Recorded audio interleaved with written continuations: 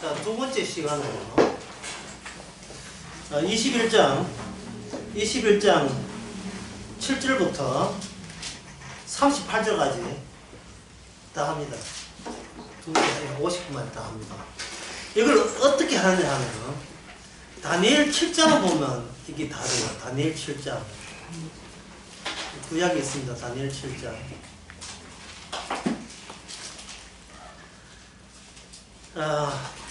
우리가 오늘 누가복음 21장의 그 모든 내용은 이방민족이 유대를 향하여 공격하는 내용입니다. 유대를 마지막 때에 공격하는 내용. 왜 유대를 공격할까?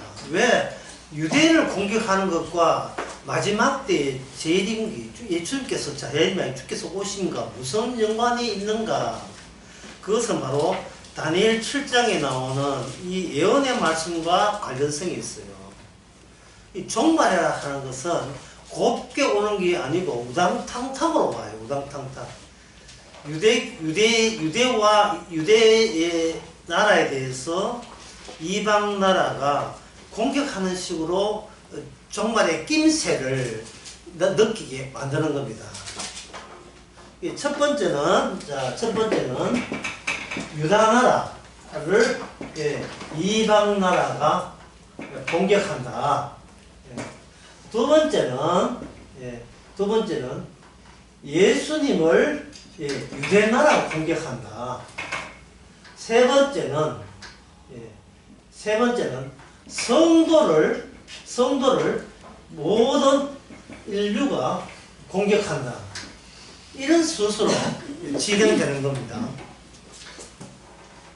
유대 나라가 예수를 공격하는 말미암아 이 성도라 하는 것은 유대 나라는 이제 유대 나라 아니에요. 이게 사탄의 나라가 되어버리고 성도는 없느냐? 없어요. 없는데 예수님으로 말미암아 새로 생긴 백성들이 성도입니다. 새로운 이스라엘이 성도예요. 새로운 이스라엘이니까 예언에 의하면 이방 나라가 유대 나라를 옛날 언약대로 하면 공격하게 돼 있어. 종말은 됐는데 이 마지막에는 성도라는 이 새로운 이스라엘을 성도 빼놓고 모든 나라가 유대고 모든 나라 합세해서 공격할 때 그것이 바로 마지막으로 좀 청소가 완료가 되는 겁니다. 그래야 이 말씀이 실제로 예언대로 성취가 되는 거예요. 그래서 이방 나라 유대 나라 칠 때는 더 이상 유대 나라조차도 더 이상 그 이스라엘이라고 볼 수가 없다는 거예요. 칠 때는 유대 나라 자체를 없애버리고 없애기 전에 유대인이 예수님을 공격함으로써 유대 나라는 마땅히 이방 나라하고 흡수 통합될 수밖에 없는 속성을 지녔다는 것을 보여주는 겁니다. 그럼 이 전체는 뭐냐? 이 성도는 없어요. 없는데 뭐가 있느냐? 이 전체는 뭔가 있어야 되겠죠. 모든 인간이 있으면 없어진 예수님을 공격하는 식으로 이 역사는 마지막을 창시한다. 그렇게 생각하시면 되는 겁니다. 공격하는 이유는 간단해요. 공격하는 이유는 이렇습니다. 베드로후서 3장 4절에 보면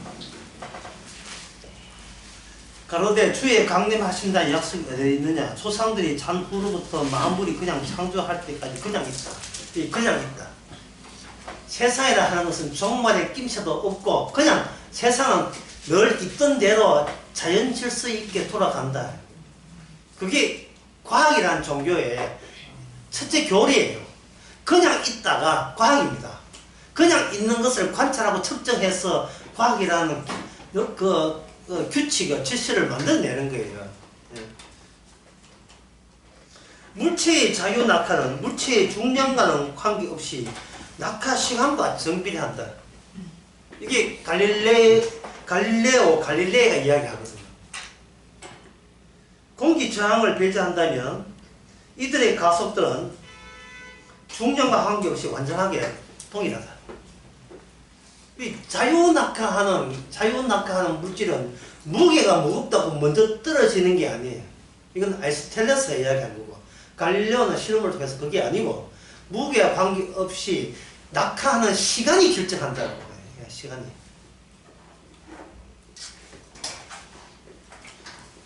이 뜻은 그 전제가 뭐예요? 세상의 법칙은 지금도 있지만 계속해서 앞으로 있다는 것을 전제로 할 때 이게 진리가 된다는 거예요. 그런데 주님은 뭐랍니까? 세상은 베드로후서에 보면 세상은 마치 천년의 하루같이 불로서 타버린다는 거예요.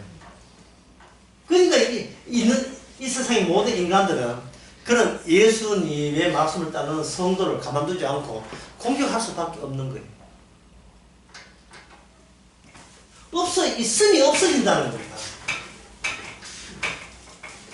그렇게 되니까 사람들은 기분 되게 나쁜 거예요. 왜 나쁘냐 하면 내가 시도하고 내가 노력한 모든 것이 내가 있다는 것을 계속 유지하기 위해서 그동안 숱한 노력과 모든 희생을 나 있음에다가 다 쏟아부었거든요. 다 쏟아부었는데 내가 있어도 나는 없어진다고 해버리면 내가 수고한 그 대가, 그 보상을 내가 어디서 찾냐 이 말이죠.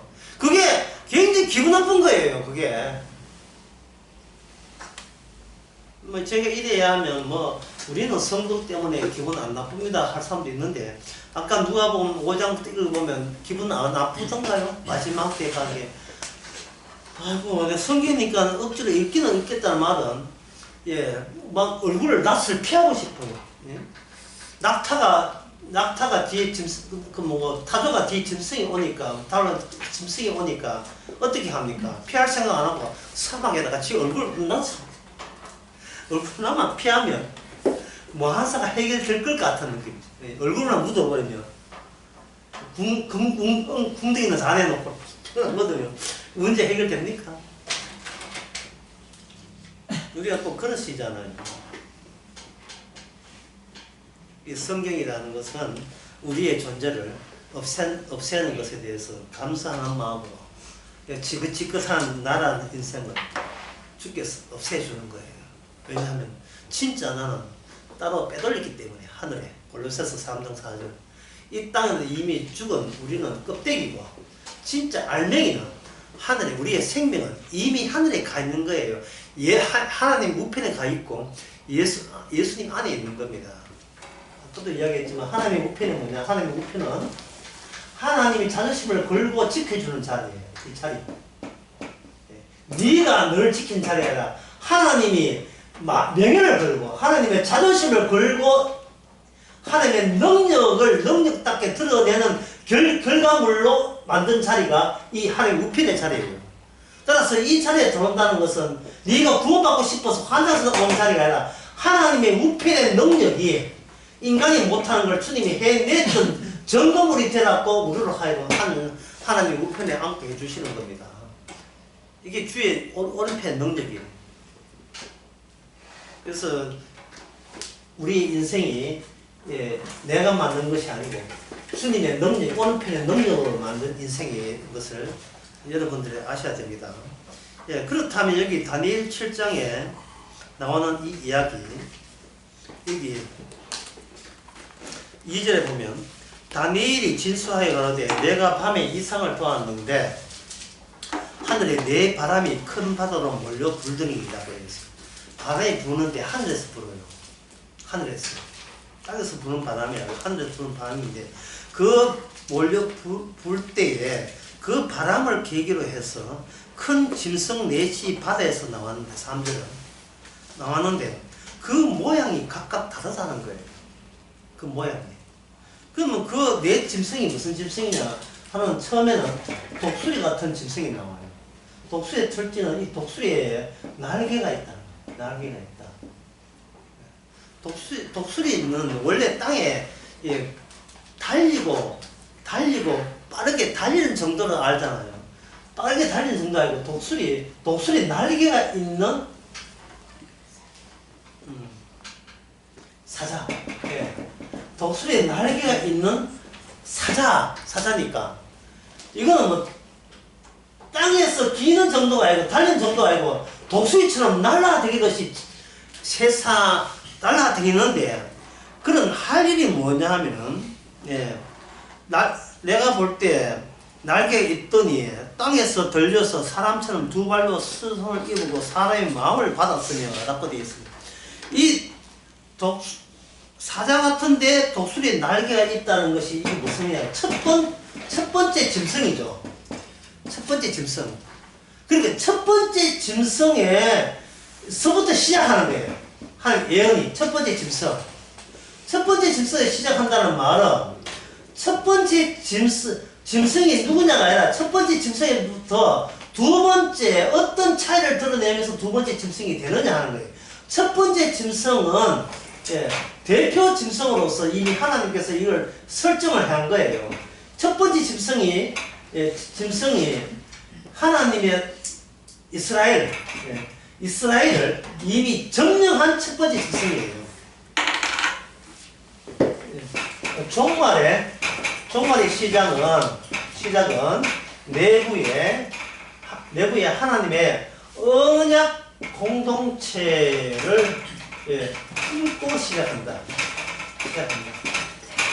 종말의 시작은. 이 종말은 바벨론에 있는데 외부에서 종말을 오는 것이 아니고 내부에 있는 이 하나님의 약속이 어떻게 이 종말 시나리오를 계속해서 이끌고 있는 원동력이 되는가를 보라는 겁니다. 이 언약의 나라를 잡아먹었는데 언약은 잡히지 않았단 말이죠. 꼭 삼손이 봤던 수수기 같아요. 삼킨 것에서 단 것이 나왔다는 거예요. 죽은 사자에서 꿀이 나온다는 말은 이게 죽어야 꿀이 나오거든요. 어떻게 이 대제국들이 살았다고 맹렬한 난폭한 제국들이 누가 봐도 살아있는데 하나님은 누가 봐도 죽어있다는 거예요. 그게 그 안목, 그 인식. 그래서 이걸 이렇게 표현하면 돼요. 죽음이 어떤 식으로 살아있는가를 이렇게 표현합니다. 죽는다는 게 저주와 죄와 심판이 이 세상을 어떤 식으로 활기치며 활동하고 있는가를 봐. 지옥이 어떤 식으로 활동하는 걸 보라. 누가 봐라. 언약을 받은 사람만이 그게 보이는 거예요. 아, 이 시체가 이렇게 살아서 역사하네. 시체들이. 멸망하기로 작정된 자리 이렇게 큰 소리 치네 라는 것을 네가 안에 있으면서 그걸 목격하라 이 말이죠. 굉장히 재빠르고 힘세지요. 그런데 그 첫 번째 이 바벨론 제국은 그들이 실수가 아니고 어떤 당연한 거죠. 당연히 그들은 하나님의 언약 유대 성전에서 유대 민족을 그들은 먹었습니다. 먹지 말아야 할 것을 먹은 짐승이에요. 이제는 먹었던 것이 살고 먹히던 것이 살고 먹었던 것이 죽어버린다. 그러한 현상이 납니다. 사람들이 예수님을 죽였잖아요. 죽였는데 죽었던 예수님은 부활하고 나머지는 저주받고 그 원칙을 그대로 적용시키는 겁니다.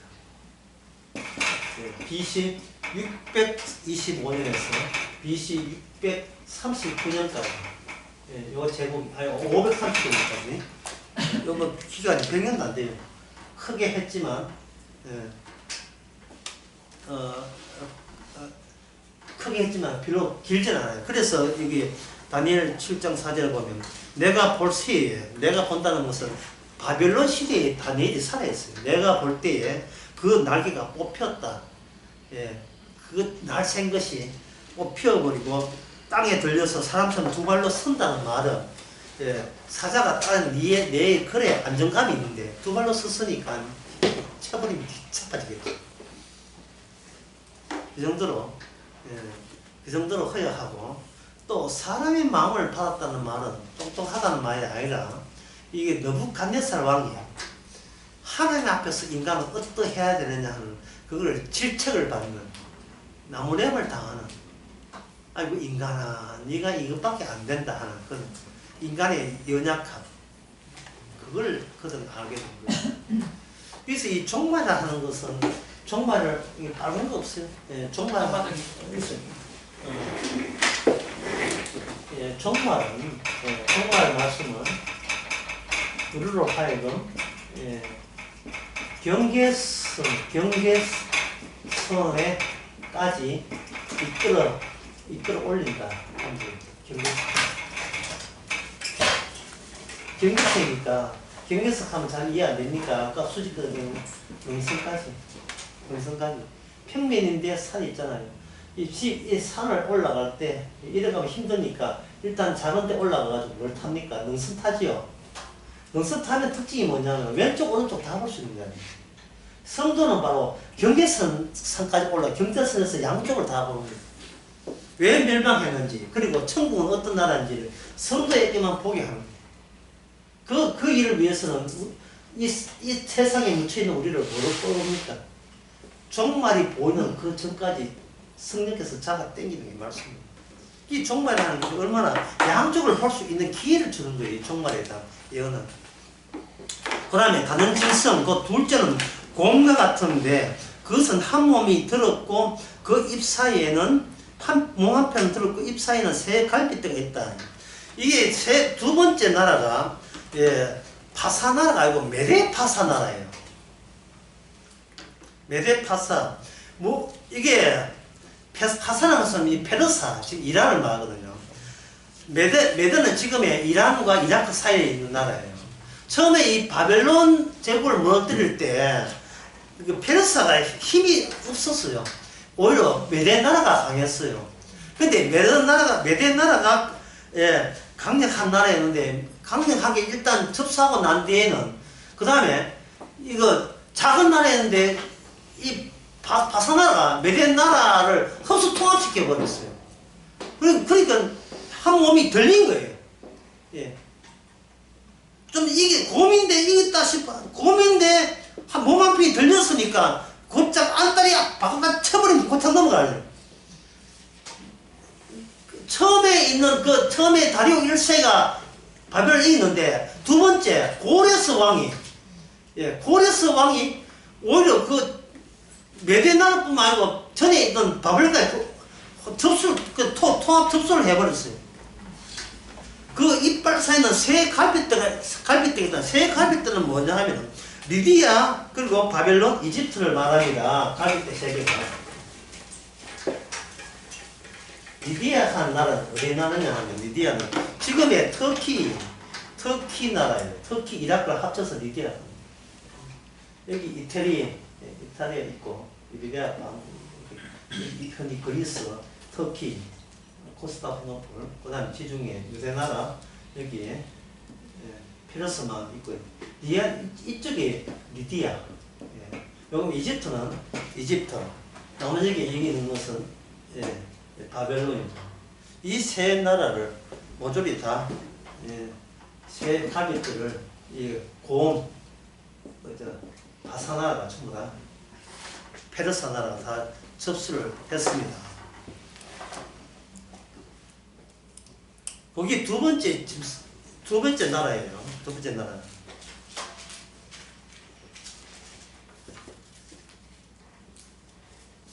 연도가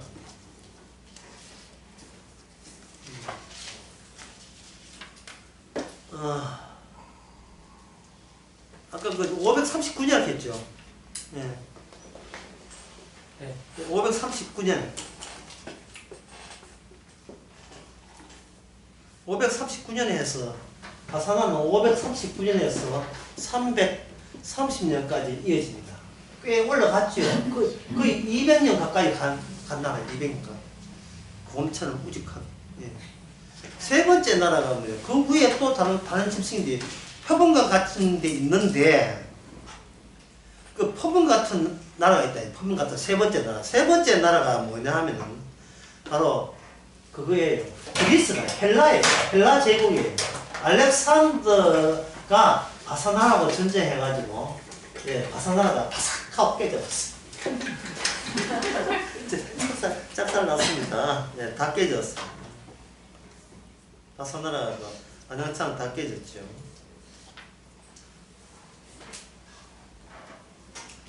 그런데 있는데 그 등에는 새 날개 넷이 있다. 근데 그 짐승에 머리 넷이 있으면 또 거스를 받았다. 그러니까 이거는 분명히 빠르게 승리는 했는데 이게 한 나라인 줄 알았는데 이 나라가 몇 개 됐느냐 하면은 이게 머리가 몇 개예요? 머리가 4개 됐어요. 날개도 단 4개예요. 이거는 그 알렉산더가 33살 때 정복을 너무 해가지고 나는 진이 빠져 죽었거든요. 나중에 맥이 빠져 죽고 말았어요. 맥이 빠졌어. 죽고 난 뒤에 그 마지막에 물었어요. 저 대왕님, 그 죽고 난 뒤에 누가 통치하면 됩니까? 하니까 알렉산더가 나처럼 힘 있는 자가 통치해라. 그렇게 했어요. 나처럼 힘 있는 자가 통치하라. 나처럼 힘 있는 자가 누구냐? 그때 제일 힘 있는 자가 안티고노스라는 고누스라는 이 장군이 최고의 장군이었습니다. 이 장군을 하나 놓고 20여 명의 장군이 요 장군 하나 잡아야 되겠다는 거예요. 잡았는데 그중에서 그 20명 중에서 예선, 본선 다 치르고 준결선, 결선해가 절끼리 다 치르고 마지막에 안티고노스 붙은 4팀인데 이게 4팀이 있어요. 4팀이. 요르단, 그리고 이란, 한국, 카타르. 4팀이 안티고노스 아시아컵 축구대회 이걸 하나 잡고 하는 겁니다. 그리스 지역에는 카산드로스라는 왕이 있어. 드로스라는 왕이. 그리고 그리스 말고 북쪽을 마케도니아에는 이시마코스라는 왕이 있었고, 그 다음에 이집트 플러스 유대 땅에는 프톨레미라는 장군이 있었고, 나머지 모든 것은 셀레오쿠스라는 그런 왕이 있었어요. 그래서 안티고노스가 저 잠시 통치하다가 4명이 달라서 다 찢어버리고 이 4개로 갈라져요. 4개로 갈라지면서 이 말씀대로 날개 4시 있었고 머리 4시의 권세를 받았더라고요. 하나가 4개로 갈라졌습니다. 요 제국이 마지막 제국, 요 4개로 한 제국이 바로 341년에서 168년까지 이어집니다. 그 나라가 어떤 나라고? 표범 같은 나라.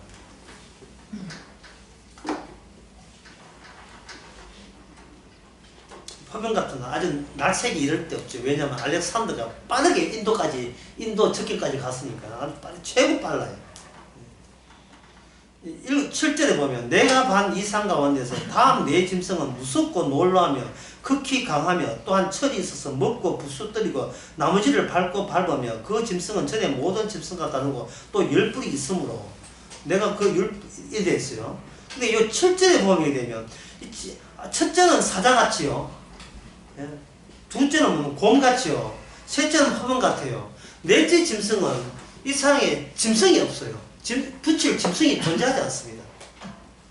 그건 뭐냐? 이거는 괴물이죠. 괴물. 여기서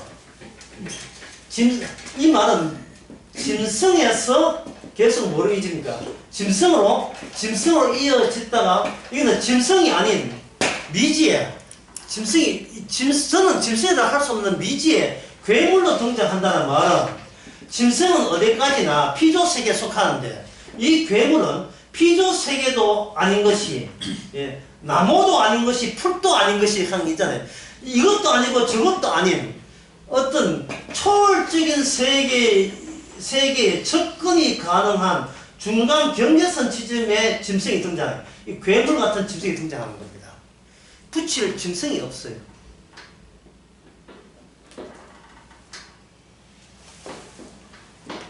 그냥 다니엘이 이해하면 그냥 무섭대요. 무섭다는 말은 기존에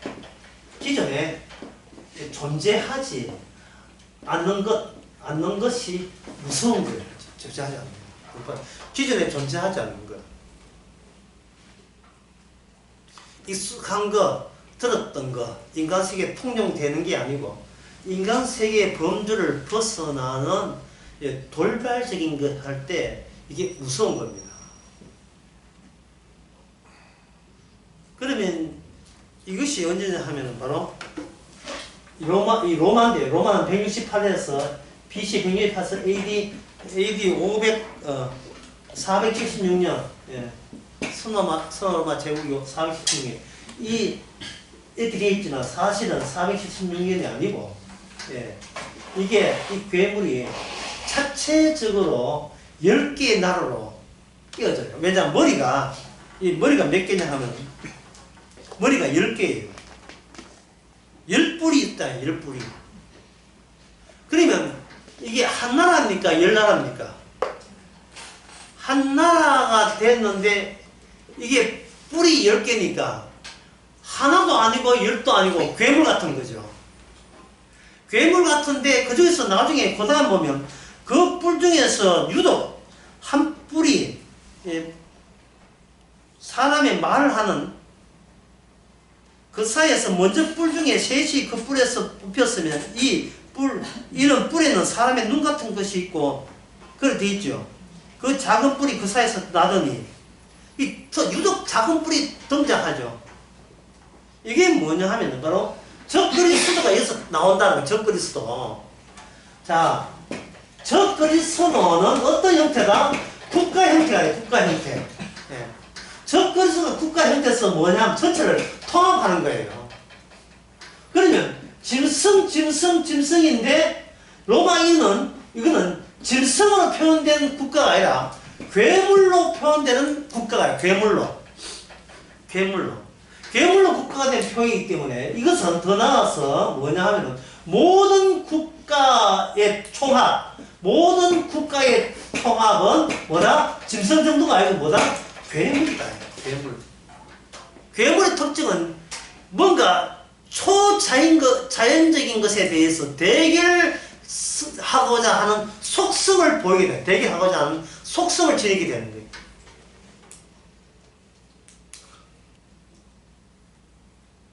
그러니까 현재 이 세계는 로마 세계 연장인데요. 로마 세계 연장은 뭐냐 하면은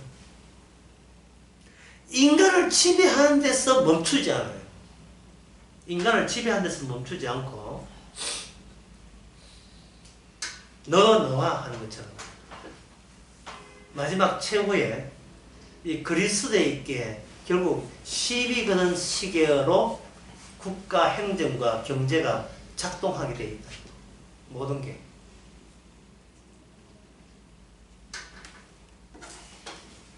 마지막에 있는 이 괴물은 그야말로 마지막답게 그 어떤 것도 자기 권한 밖에 벗어나는 것을 용납하지 않습니다. 그런 애가 바로 중국이죠. 현재 중국.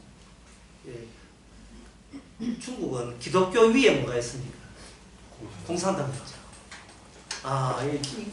이거는 그 아이디어를 누가 낸 거죠? 기독교 위에 공산당이 있다는 아이디어를 누가 낸 겁니까? 누가 모태또에 낸 거 누가 낸 거예요? 아니에요. 이거는 인민들이 낸 거예요. 이거는 본인도 어떻게 할 수 없어요. 하나님이 예언대로 될 뿐이기 때문에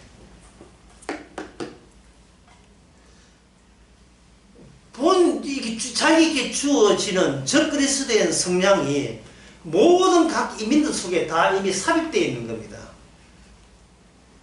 마치 인공지능이 모든 인간 속에 삽입되는 그 시대가 오는 것처럼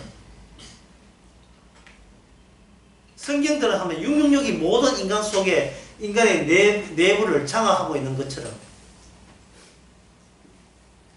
그들이 서로 의견이 차이가 난다 할지라도 십자가 복음에 대해서는 교회고 청당이고 기독교 의dom치와 관계없이 한결같이 모조리 다 거기에 대해서 대들게 되어 있는 시대. 그게 오늘날 이 시대입니다. 인간이 할 수 있는 것으로 인간이 구원받아야지. 인간이 하지 못한 것으로 인간이 구원시켜버리면 그럼 우리가 할 게 없잖아 하는 식으로 불쾌감을 드러내는 그 시대가 이 시대예요. 적그리스도적인 적그리스도는요 그때그때만 나타나요. 하지만 적그리스도적인 성향은 현재 로마 시대 이후에 괴물로서 모든 인간 속에 다 자리 잡고 있어요. 너그 애미는 악마라고 다 삽입되어 있는 거예요. 모든 인간은. 애가 태어났잖아요. 애가 태어나가지고 어린이집 생기잖아요. 그리고 초등학교 다니고 엄마 또 100점 맞았어 하는 게 있잖아요. 그 모든 것 속에 뭐냐면 적그리스도의 요소가 다 포함되어 있는 겁니다. 그 초월적인 거. 이게 뭐 이걸 간단히 하면 이제 내가 곧 메시아다. 이 정신이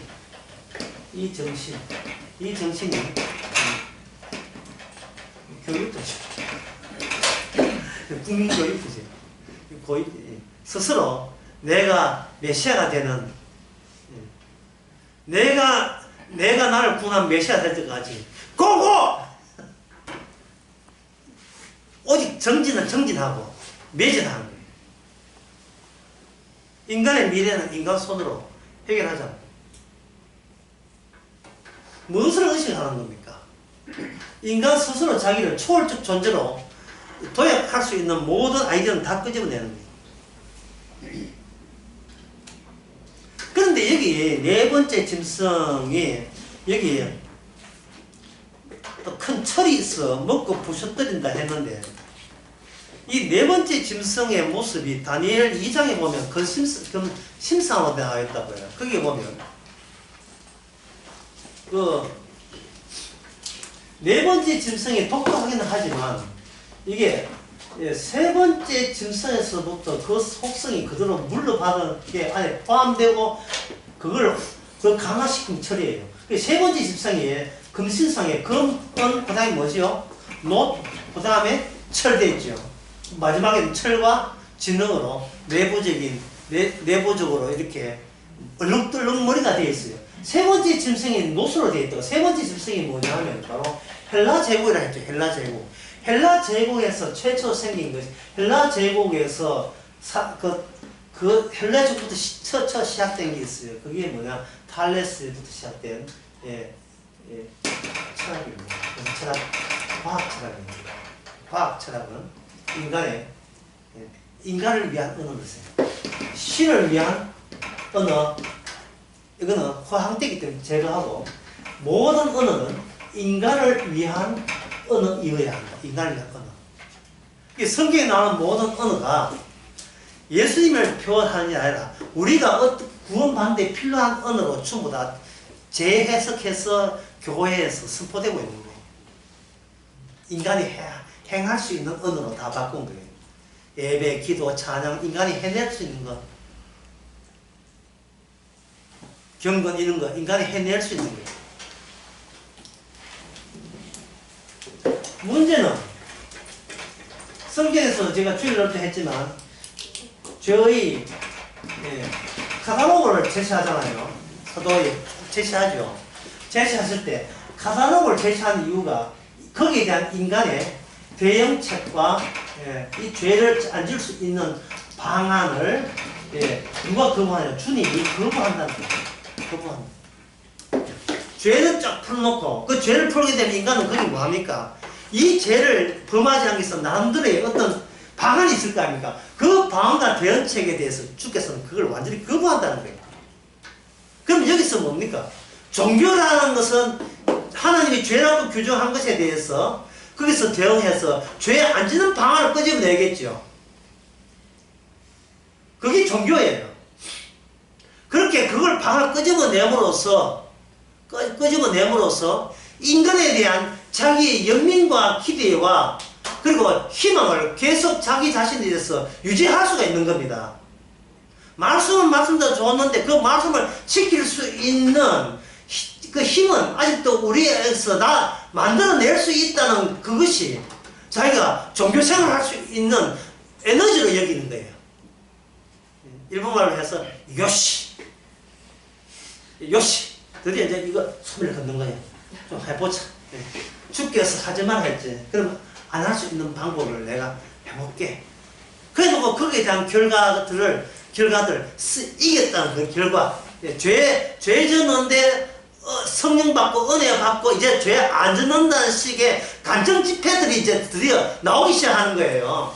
저는 이렇게 죄를 지었지만 이제는 성령 받고 난 뒤에 새 사람 되어서 이제는 빛의 열매로서 빛과 소금으로 이렇게 살아왔습니다는 말을 마구 쏟아내게 하는 그 방안을 내네. 그럼 그것들이 모아서 나도 그러면 저 사람 된다면 나도 될 수 있겠다는 희망 걸고 교회가 커지기 시작하는 거예요.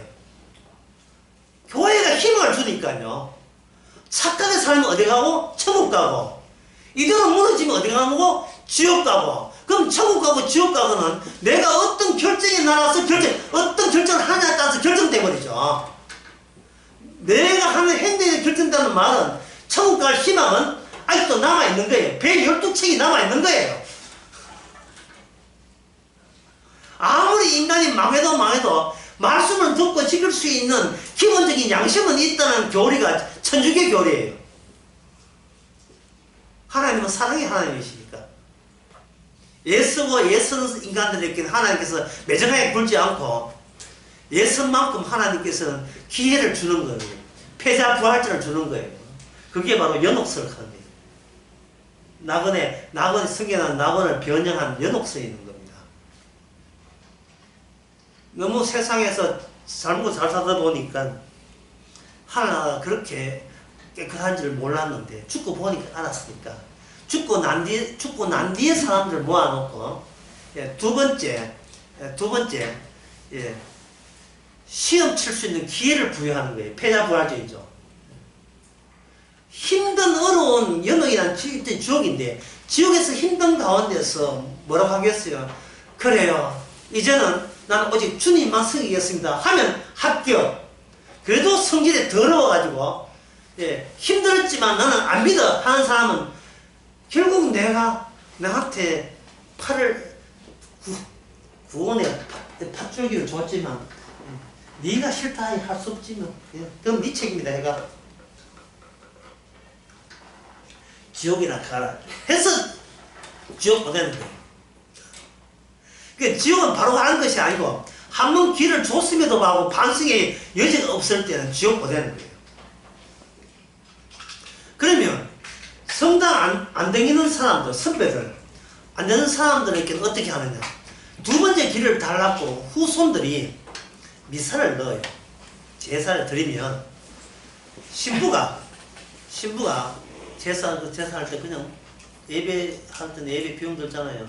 돈 좀 목돈 받고 신부가 대신 기도를 해줘요. 누구한테 신부가 연락을 하느냐? 전화 걸어요. 011을 사모음 얼마 해요. 띡띡띡띡 해가지고 그 베드로지요. 거기 베드로 요한한테 전화를 해요. 베드로 요한한테 전화를 왜 하느냐 하면 그게 성자의 반열에 올랐기 때문에 예수님한테 압력을 열 수 있는 위치에 있다고 봅니다. 그럼 베드로 요한이 바로 예수님께 압력을 하느냐? 아니, 베드로가 알겠습니다. 그 사람 그 미사야가 돈 좀 줬지, 돈 좀 줬으면 부동산 성당이나 부동산 알았어 변호사에 해가지고 누구한테 전화하냐 하면 그 자식한테 압력을 할 수 있는 가장 중요한 인물은 누구냐면 엄마예요. 마리아한테 연락을 해요. 마리아가 예수한테 전화를 해가지고 그래서 지금 누구 한번 기회 더 줘라. 기회 더 줘. 그래서 그 음부에 있는 자기 아무것도 모르는 사람을 여덟개 해가지고 그 사람한테 다시 회개할 수 있는 기회를 주는 거예요. 이게 그 천주교의 교리, 정식 교리입니다. 이게 뭐예요? 인간 구원이죠. 인간 구원.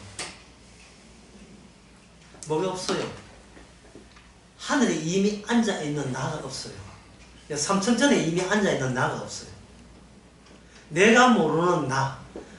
삼천전에 갔을 때 사도 바울이 할 말, 내가 삼천 올라갔는데 그게 누군지 모르겠다. 이거 내가 아는 나는 여기 있는데 내가 모르는 나는 저기 떠 있는 거예요.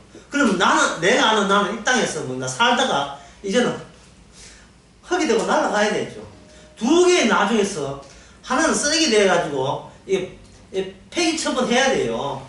분리수거할 것도 없어. 그냥 버리면 돼요. 그냥 쓰레기통 버리면 된다고요. 왜? 이미 진짜 나는 예수 안에 있는 나는 있고 아담 안에 있는 육신에 있는 나는 이 땅에 있으니까요. 그리고 그쪽에 가 있는 나는 천사같이 해같이 빛나고 있고 이쪽에서는 백날 노력해도 성화해도 해야 안 되거든요. 이거 뭐 팩 바로 해도 안 돼. 될 수가 없다.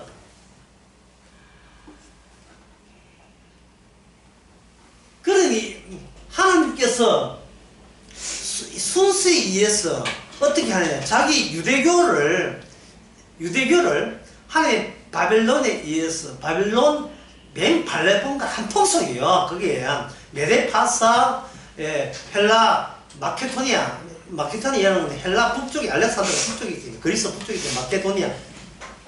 그 제국이 와서 처부시면서 어디까지 오느냐. 공격하는데 어디까지 오느냐. 로마까지 가요. 마지막 제국이에요. 로마는 마지막이에요. 그 위에 다른 나라는 없습니다. 이 세상에 모는 229개 나라는 지금 월드컵에 세계 축구 협회에 있는 나라가 200개 넘어요.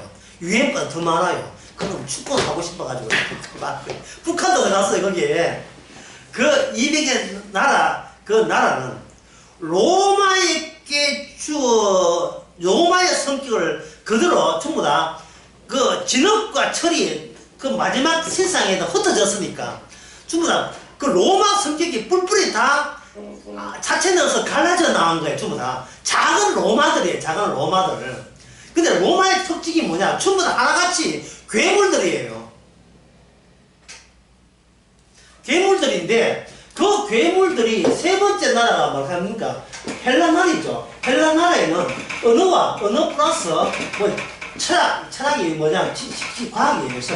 철학과 과학의 시작. 모든 언어는 인간이 이익을 위한 언어로서, 그리고 그 언어는 과학적 언어로서 다 주어진 그 성격을 그대로 물러받은 것을 외목으로 강화시키는, 철로 강화시킬 때, 내부는 못이 들어와서 철로 강화시킬 때, 이 나라가 안에 있는 헬라 철학의 정신적 그 사상이 전 세계 220% 그냥 퍼진 겁니다.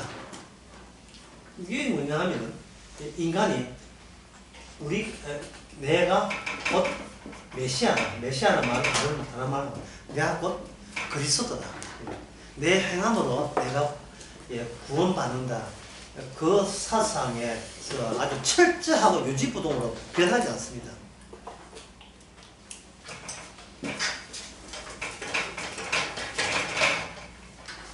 다시 그 누가복음 한번 봅시다. 21절. 29절. 이에 비유로 이르시되 무화과나무의 모든 나무를 보아라. 이래 쭉 돼 있죠. 거기 이 세대가 지나가기 전에 다 이루리라. 이 모든 말씀이 다니엘 말씀이 그대로 살아서 적용이 돼야 된다는 거예요. 그러면 그 여러분들 아시아 신상의 마지막, 신상의 인간 세계는 신상의 로마가 마지막이에요. 로마가 마지막인데 그 신상이 멀쩡하게 서 있던가요? 하면 넘어지던가요? 넘어지죠. 그것도 돌멩이 하나, 아주 약한 돌멩이 하나가 와서 넘어뜨리잖아요. 그 나라가 무슨 나라냐 하면 이 세상에 존재하지 않는 나라예요. 그 나라가 뭐냐면 인자예요. 인자. 사람의 아들의 나라예요. 인자예요. 이 사람의 아들은 이 땅에 없는 사람이에요. 어디서 오는가? 하늘에서 내려온 인간이에요. 하늘에서 주께서 준비 놓은 인간이 있는데 그 준비 놓은 인간이 지상의 인간들과 섞이면서 로마 제국을 단번에 무너뜨리는 그 인자까지 오는 겁니다. 이 인자 오는 거예요. 어디 오느냐? 로마 속에 들어와요. 로마 속에 오니까 로마는 둘로 갈라졌어요. 메시아냐 내가 메시아냐 두 성향으로 완전히 정리가 됩니다. 예수님이 메시아냐, 다시 말해서 예수님이 행한 것으로 구원받는가, 아니면 내가 종교적인 내가 행한 것, 내가 착한 것, 내가 종교적인 행함으로 구원받느냐, 둘로 갈라지죠. 둘로 갈라집니다. 그러면 이 적그리스의 특징은 뭐냐? 특징은 메시아를 만나면 죽여버려요. 이것이 나중에 성도를 만나면 죽여버려요. 그 요한계시록에 보면 성도들이 많이 죽어요. 성도들이 죽음으로써 성도는 어떻게 되느냐 하면 자신의 쓰레기 같은 마지막 남아있는 미련 둘 것도 없는 아담의 몸이 주님에 의해서 이방 민족을 위해서 불신 세력에 의해서 마귀 세력에 의해서 이 불편한 내 몸을 깨끗하게 처리해 주죠. 고맙다 친구야. 내가 처리 안 되는 내 몸을 처리해 주니까 그렇게 고마운 겁니다. 그럼 그게 무슨 뜻이냐 하면은 성도는 이미 그리스도의 몸과 하나가 됐잖아요. 그러면 성도가 아픈 것은 누가 아프다? 주님이 아픈 거예요. 주님이. 성도가 감기 걸렸다? 그러면 이건 무슨 뜻입니까? 주님의 지체가 감기 드는 거예요. 그러면 주님의 지체는 주님이 아파했고 주님이 힘들어했던 것을 성도 지체가 이 지옥 같은 세상을 오면서 그걸 반복해서 처음 하는 겁니다. 처음 하면서 이거는 주님이 이런 경우를 당했구나는 것을 몸이 아프고 만사가 내 뜻대로 안 될 때마다 그래서 주님은 이 세상을 떠날 수밖에 없었고 그래서 이 세상은 이게 로마 다시 말해서 이 짐승 괴물의 나라라는 것을 처음 알았고 우리 몸이 날마다 쇠약하고 아프고 코나 걸리고 뭐 온갖 치매 걸리고 뭐 이렇게 되죠. 같이 치매에 걸려도 성도가 치매에 걸리는 것은 치매 걸렸다가 정신 들어올 때는 고맙습니다. 치매 걸렸어. 하고 치매 걸리면 고마운 줄 모르고 이러죠. 근데 성도 아닌 사람은 예배당 재단을 꿇어앉아가지고 내가 아프면 저 불쌍한 자식들 어떻게 키웁니까? 하고 뭐 형들 또 하갈 또 반복해 하갈. 나는 아파 죽겠는데 이 자식은 저 이스마엘은 먹을 물이 없는데 이 어미가 살이 있어야 되지. 불쌍한 자식 이렇게 불쌍한 자식은 어떻게 키웁니까? 이러고 있다고요. 여기서 제가 한 문장을 쓸 테니까 이 문장을 여러분들이 읽어보면 좋겠습니다.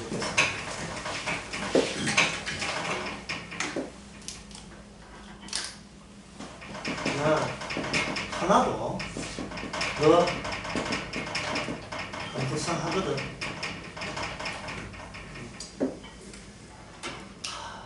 이미 우리가 내가 모르는 나가 예수 안에서 있다면 없어 폐기되어야 될 아담 안에 있는 육신에 대해서 우리는 하나도 불쌍히 여기면 안 돼요. 내가 나에게 불쌍을 여기면 안 된다고요.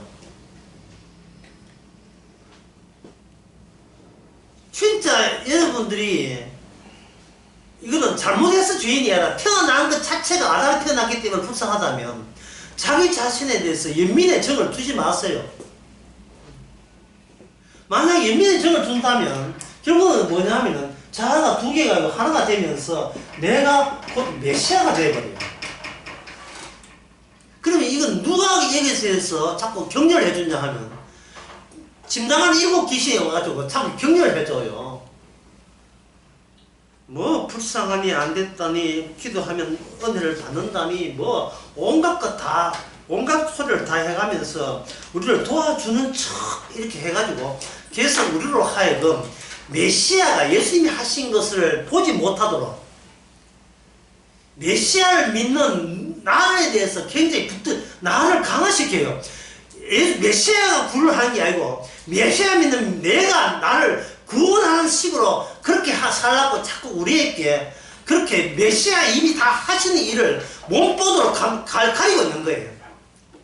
그래서 여기 누가복음 21장의 이야기는 속 시원하게 이야기합니다. 주께서 속 시원하게 망해 주실 것이다. 그때가 뭐냐? 온 지구상에, 온 지구까지 나와, 이 35절에. 온 지구상에 그날이 오고, 덕과 같이 갑자기 너에게 임할 것이다. 그 임할 것이다. 주께서 이런 말씀을 하면서 뒤에 취임선을 붙인다고 생각하세요. 예? 얼쑤! 내 잘했지, 그지? 자, 이런 식으로 붙여가는 거, 주님은. 온 지구상에 임하고, 예? 인자가 있을 것이다. 내가 너한테 참 잘했지, 그지? 멸망하기를 잘했지, 그지? 그래, 멸망했으면 계속까지 자기 자신에게 미련을 가질 거 아닙니까? 미련을. 남한테 안 지려고. 이 게임판에서 내가 니한테 안 지려고. 굳이, 니가 메시아냐, 나도 메시아다, 누구 메시아가 더 살까? 이러고 싸우고 있다면, 교회 내에서. 그냥 본인을 쓰이를 여기고 포기하면 되는데, 그 포기를 못 하는 거예요. 왜냐? 더 이상 지킬 게 없는데 계속 지키도록 악마가 우리를 유도하는 거예요. 이 세상에서. 힘들지, 괴롭지, 하나님 너를 위로할 거야. 하나님 너를 불쌍히 여긴다. 하나님 불쌍히 안 넘겨요. 나 하나도 그거 안 불쌍해. 왜? 다 이뤘기 때문에. 불쌍하다는 말은 아직도 할 일이 남아있다는 뜻이잖아. 그건 남은 일은 없어요. 성경 요한복음 나오죠. 너를 미워하라는 너를.